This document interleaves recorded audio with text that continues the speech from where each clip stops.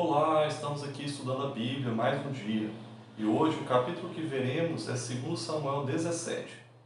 Vamos aos pontos de destaque da leitura de hoje. O primeiro deles é que Aitofel era o principal conselheiro de Absalão. Antes ele havia sido conselheiro de Davi também, mas ele havia se posicionado ali do lado de Absalão e era o principal ali articulador das ações de Absalão. E seus conselhos eram tão bons e sábios que é dito aí no capítulo 16, versículo 23, que ele era como a resposta de Deus a uma consulta. Ele então aconselhou Absalão a não perder tempo e com um exército pequeno, e ele mesmo, Aitofel, se disponibilizou a guiar esse exército para perseguir naquela noite mesmo a Davi e matar o rei. E o povo que estava com ele fugiria, porque eles estavam ali cansados, desanimados. E a vitória então de Absalão seria completa. Só que Uzai, amigo de Davi, que havia se colocado a serviço de Absalão, ele disse que aquele conselho de Aitofel não era bom, porque Davi era um homem valente, e os homens que estavam com ele eram guerreiros, e que ele estaria precavido contra uma situação dessa. E então, ele deveria juntar todo o povo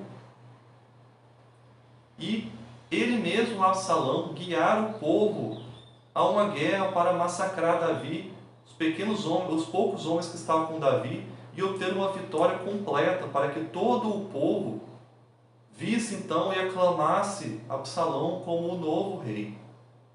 Esse conselho pareceu tanto a Absalão quanto aos seus homens um bom conselho, porque elevava o ego de Absalão, que já era grande. Então ele falou, não, então vamos fazer dessa forma. E aí, ao aceitarem o conselho de Uzai, em vez do conselho de Aitofel, Aitofel, vendo isso, ele voltou para sua casa e foi e se enforcou. E aí, motivos para isso não faltam.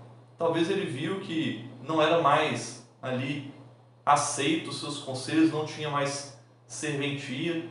Talvez ele viu que aquele conselho de Uzai poderia acarretar a derrota ali de Absalão, então ele acabaria morrendo de qualquer forma.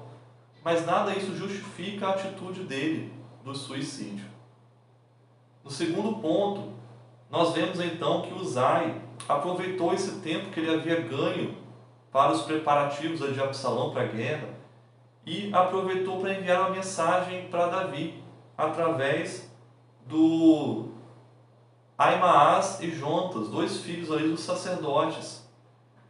O objetivo era fazer com que Davi apressasse, não perdesse tempo em passar o Jordão, isse para longe e se preparasse para a batalha, porque ele mostrou como Absalão iria atacar.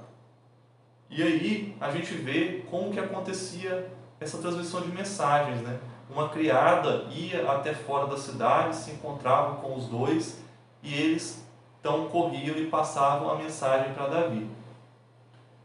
No terceiro e último ponto, nós vemos que ao chegar em Manaim, e aí é interessante que essa cidade de Manaim havia sido a capital do reino de Isbosete, quando Saul havia morrido.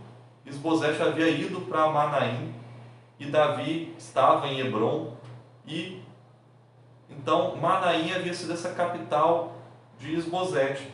E agora Davi vai para lá, e ao chegar lá, ele é recebido por 3 homens, de forma bem amigável. Sob, filho de Naás, amonita, e aí abrindo parênteses, vemos que esse Naás era aquele mesmo rei que havia sido morto, e o seu outro filho, Anum, havia reinado e provocado guerra contra Davi. Mas provavelmente, após a vitória de Davi sobre os amonitas, Davi deve ter nomeado esse Sobe como o novo rei dos filhos de Amon.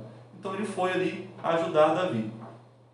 E também Maquir de Lodebar, e Lodebar foi a cidade onde Mefibosete estava escondido. Então tinha partidários de Saul ali também. Mas eles foram ajudar Davi. E Barzilai, homem rico de Gileade, também foi ajudar Davi. E esses homens trouxeram utensílios e mantimentos para tornar então a estadia de Davi naquela cidade, enquanto se resolvia a situação do reino, mais confortável e suprida. E esse é o guia de estudos de hoje. Vamos continuar juntos estudando a palavra de Deus, um capítulo por dia.